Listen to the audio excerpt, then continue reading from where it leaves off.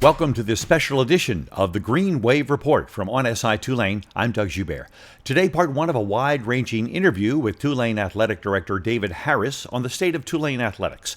This four-part series focuses on the NIL and the possibility of a collective bargaining agreement with student athletes, the athletic programs that are successful at Tulane and those that have not quite yet hit the ceiling, athletic facilities and their future, and what Harris's vision is for Tulane athletics.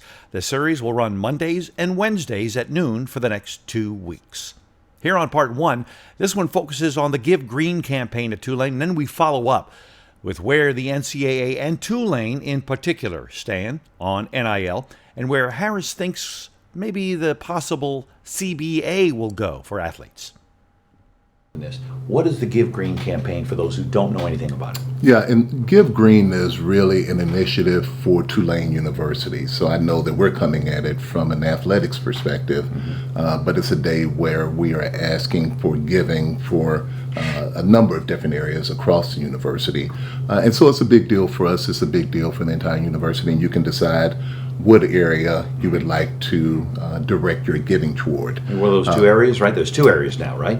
Well, for athletics, there's two areas. I mean, yeah. Right, yeah. So if you're interested in giving to athletics, you can give to the annual fund, or you can give to the Green Wave Talent Fund. So as the athletics director, obviously it's my responsibility to try to make sure that we get as many donations as we can to athletics, because we actually have a friendly competition that happens within the university where we're trying to win the Big Green Grand Prize by getting the most donors to give to our particular department. Last year, we had 987 donors that gave about $400,000. So records in both respects.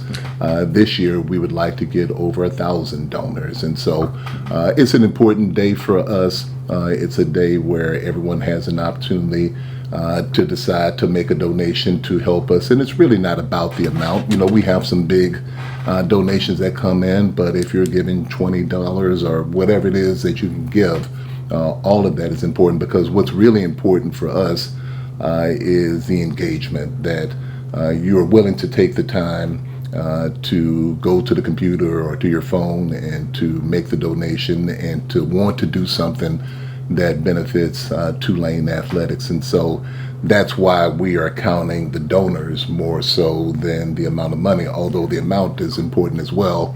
We're just trying to get as many people as we can excited and wanting to support what it is that we're doing, wanting to support our student athletes, and to help us have success. So it'll be a big day, or a big 2 days, April 7th and 8th. How does that rank for you in your area of, I've got to go and do something about this, or you just, when the money comes in, you just divvy it up the way the percentages go? How does that work? Well, big picture is extremely important to us. If you look at how college athletics is moving forward, the ability to be able to provide compensation for your student athletes is, in a very short period of time, become extremely important. And now it's really become a dominant way that athletics departments are investing in competitive success. And so while everybody does it to a different level and everybody does it a little bit differently, if you're in the athletic director's position, you are very likely actively involved in some form or fashion in making sure that you have the resources necessary to provide NIL opportunities or rev share opportunities for your student athletes.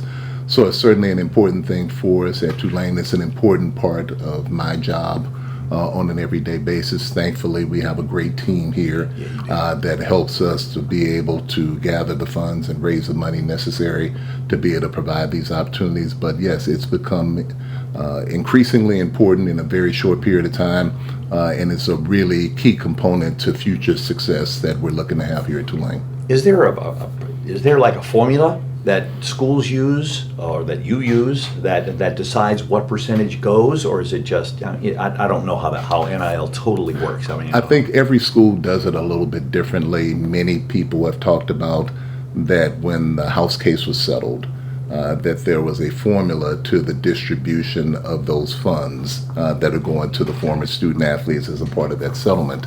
And so many people are using excuse me, that same formula for the distribution of the funds on their campuses.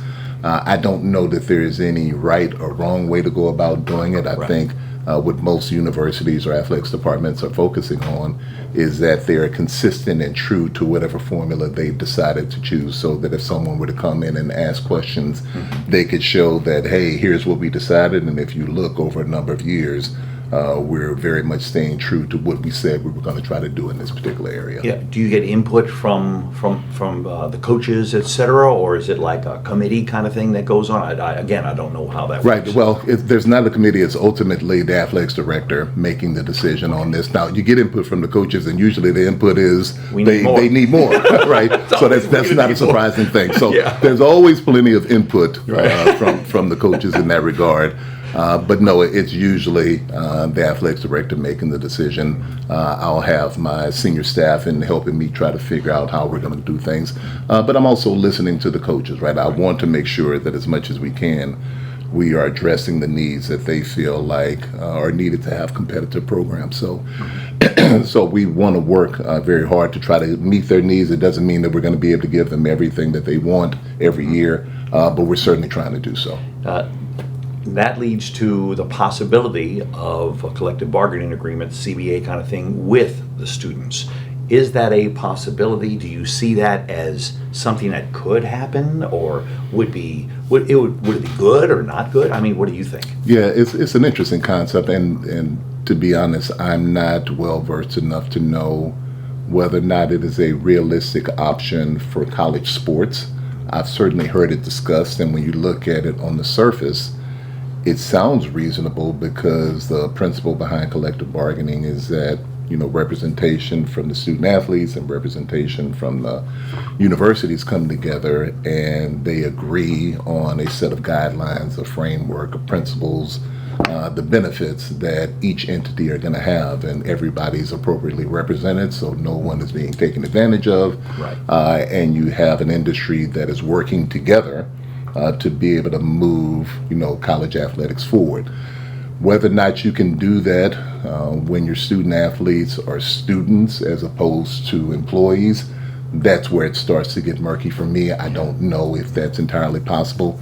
I will say that as you look at the framework that we're operating in now, it feels like any time that the NCAA or institutions want to institute a rule or a policy or a change, there's always going to be pushback on the other side that, hey, was that done with the appropriate representation or the appropriate feedback from student athletes? Do they get a say so?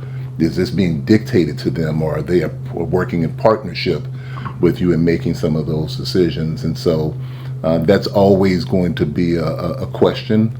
And so you could argue that collective bargaining maybe helps you to solve that, but getting from where we are now to that point, there's a question as to whether or not that's the best thing to do.